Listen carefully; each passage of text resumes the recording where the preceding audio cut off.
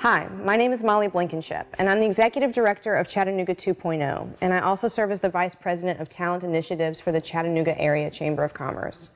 I'm really excited to talk to you today about childcare and the impacts of COVID-19 on our early learning system and on childcare providers, the challenges that we continue to face, but also tell you about how our community is rising to meet them and where there are opportunities for us to become even stronger as we move toward reopening and recovery from this challenging time. Chattanooga 2.0 is Chattanooga and Hamilton County's Cradle Through Career initiative. We were formed in 2015 in order to transform education and workforce development outcomes from cradle through career. We believe that we can make Chattanooga and Hamilton County the smartest community in the South, and that every resident, every youth in this community can and should have access to the amazing jobs that we are growing as a part of our economy and the prosperity that we are experiencing here in our community. And that's what Chattanooga 2.0 is dedicated to doing. Childcare has always been a core focus for Chattanooga 2.0 because early learning sets the foundations for a child's long-term success in education, in life, and in work, but also because we know that it is a workforce of today issue, that employers across our community rely on early learning services, on childcare providers to ensure that families have safe, constructive environments to place their children in so that they can work and contribute to our economy and we can continue to grow and succeed as a community. So we really believe this is a key and critical part of our work. And it also has been one of the areas that have been most significantly impacted by COVID-19 and the economic disruption that it's caused. I'm going to tell you a story about some of the work that's been happening across our community, the ways that child care providers, out-of-school time agencies, youth-serving organizations have worked together and worked in new and different ways to rise to this challenge and to serve the needs of children and families and ensure that your workforces have maintained as much continuity as possible. I'll tell you that story and some of the lessons that we've learned, but first, I want to talk to you a little bit about just the nature of the challenge and what we're facing and what it has meant for our community so far and where there are opportunities for you to engage and help address those challenges. The child care landscape that we had before March of this year is no longer present. We are in a vastly different environment. Over 100, I think, last time I checked, child care agencies across our county are still closed today. And even conservative estimates show us that maybe 20 to 30% of those child care providers may never return because of the economic impact and the disruption to their organizations that already operate on really tight budgetary lines. The model of child care is just not suited for the world of COVID-19.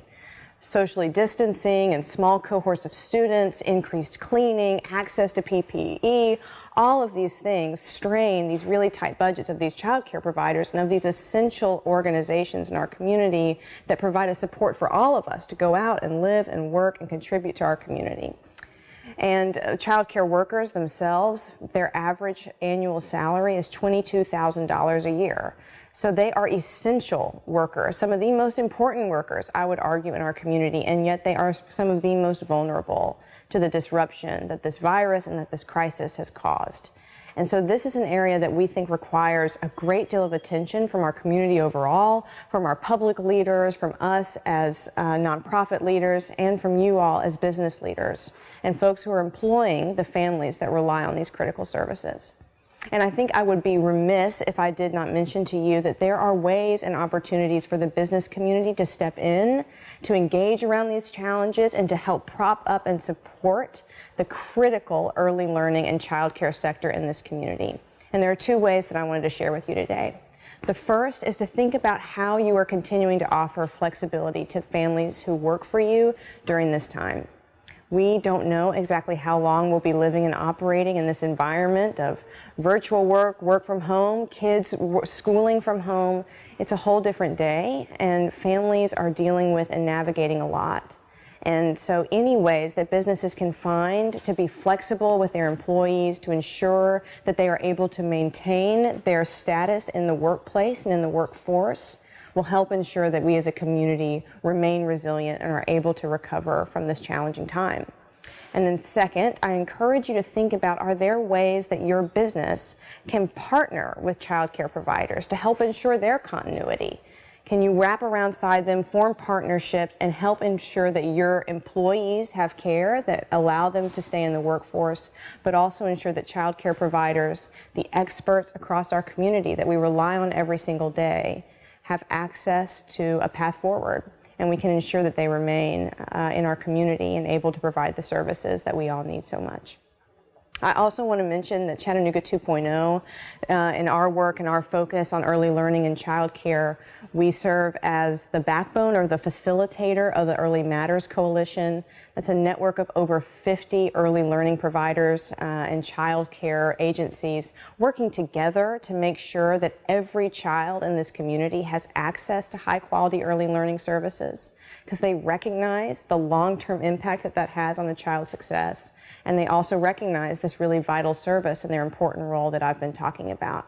So they are doing tremendous work. We encourage you as business leaders to reach out to us at Chattanooga 2.0, to our partners through the Early Matters Network, and let us help you figure out ways that you can support your employees and support the child care sector during this time. But I told you that I was going to tell you a story, and so I will tell you a story about the work that's been happening since spring of this year and the work that we are continuing to do to ensure that your employees and people across our community have access to care for their children, and that students have access to the kind of learning environments they need to ensure that we as a community maintain our momentum in education, and that Chattanooga 2.0 and all of our partners can ultimately be successful in our goals to transform those outcomes that I mentioned earlier, to be the smartest community in the South, where we are prepared for long-term success as a community, economically, civically, and personally. So let me tell you about that.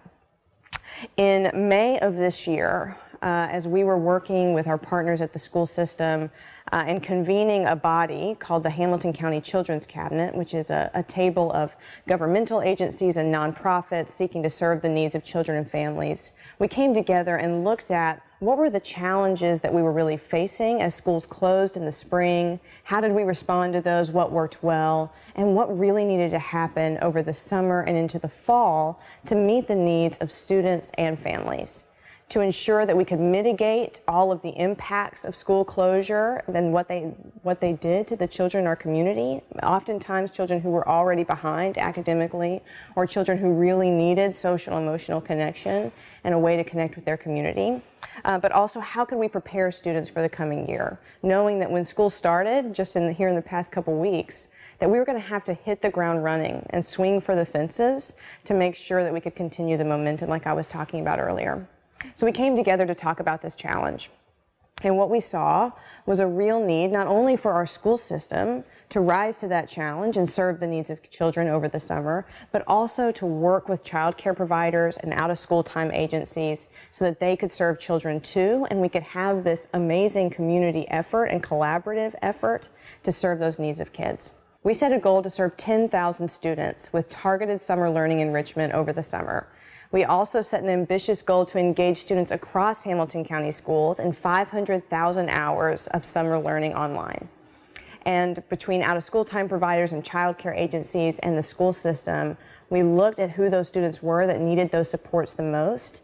And it was amazing to watch what child care providers were able to do in order to align to the school system and vice versa, and come together really as one team with a common goal to serve children and to serve families and ensure that you all as employers have the supports that you need. And that sort of collaboration, that change of practice and working in new and different ways to serve our people and to solve big problems is not only at the spirit of Chattanooga 2.0, but it is the spirit of Chattanooga and Hamilton County, that we can come together and solve big problems.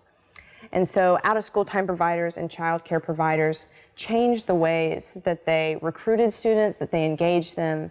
They shared data with Hamilton County schools, reached out to families that they did not have pre-existing relationships with. They incorporated curriculum from Hamilton County schools to ensure alignment. And we know today that we were successful in reaching at least 2,500 students who would not have received that summer learning enrichment before and did because of this partnership. We know that we reached over 2,500 students and ensured that they had a place of connection and that their families could rely on care and enrichment so that they could focus on their jobs at hand and their work and their role in the workforce.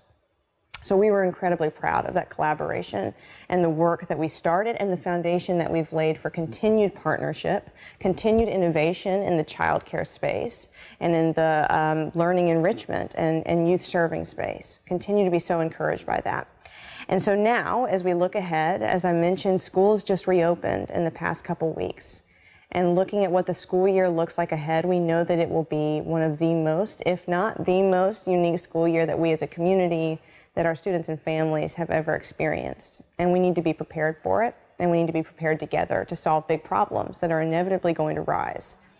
And we also know that throughout the school year, remote learning is going to be a huge component of what every student has to experience.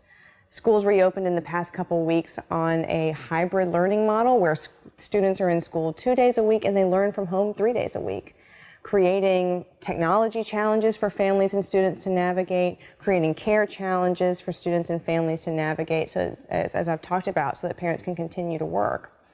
And so we are partnering with Hamilton County Schools, and again with that same group of out-of-school time providers and child care providers, and now the faith-based community, to ensure that there are virtual learning centers stood up across our community where students can learn safely remotely on those days that they're out of school, or if schools are to close again, or if we're to see any of those challenges that we certainly hope don't come up and force a remote learning environment.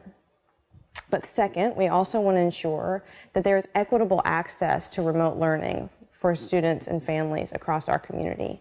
So many parents continue to work in essential jobs in person, and they need care for their children, but they deserve the option, if they so choose, to keep their child in a small group environment, to learn remotely, to feel good about the safety of their child, but also ensure that there is a supportive network around their child to support their learning and continue their academic success that they expect for their child and hope for their child, and that we as a community are relying on as well. So now we are working with our partners as we speak to ensure that those virtual learning centers are available across our community, to address those challenges that I mentioned, and to ensure that students and families have the supports that they need. And we are looking for partners who want to engage in that work with us. And so whether you have a church that you belong to, whether you are a faith-based organization yourself, or whether you as a business want to engage in this work, help us ensure that there are virtual learning centers available across our community, that we have the collaborative infrastructure and the solutions in place to make 2020 and 2021 a great school year. We would so appreciate you reaching out to us at Chattanooga 2.0. We would love to help get you involved and ensure that the families and the workers that you employ have these vital supports and that we can be successful. I thank you all for the work that each of you have done to engage with Chattanooga 2.0, to engage with the child care agencies and network to date, but encourage you to take a step further with us as we continue to weather this challenging time and move towards something that is better on the other side. My name is Molly Blankenship. I'm the Executive Director of Chattanooga 2.0. Thank you for having me, and thank you for your continued commitment and engagement with our work. We got some news for you. We are SEMPA, formerly known as Chattanooga Cares. Back in the 80s, we saw friends suffer and loved ones die, but this struggle motivated a spark. So like a good thing, we have grown. We are becoming a public health clinic for all people with all illnesses, because poor health is not an option. We are the champions for healthy communities, fighting for everyone who walks through the door, because love will overcome all. Have you heard? My favorite place to create and play in Chattanooga is now open. Creative Discovery Museum staff have been busy cleaning, caring, and planning for our community. I'm so ready to splash in river play, dig for bones in the excavation station, and innovate and make it. And they've made everything super safe for me and my family. So when you're ready, and you know I am, it's a play date.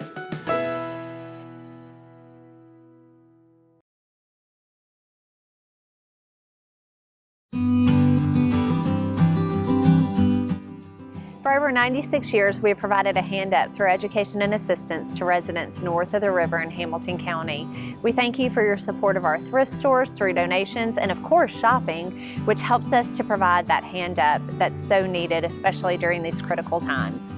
Be sure to follow us on social media and sign up for our e-newsletter at nnhouse.org. Are you a business or organization in search of building and developing your workforce with young interns who are eager to learn new skills while earning a summer income? PEF Step Up Chattanooga is launching its 6th year of work readiness training for Hamilton County School students seeking paid internships for summer 2021. While Step Up prepares students in resume building and interviewing, your business provides a job description and the time to say you're hired. For more information, contact me, Jeff Rector, at 423-648-4452. Through the care, always. Through the grieving, always. Through the healing, always. Through every crisis. What matters to you matters to us, always. For the last 40 years, you've trusted us as your local, not-for-profit hospice with the people you love at life's most important moments.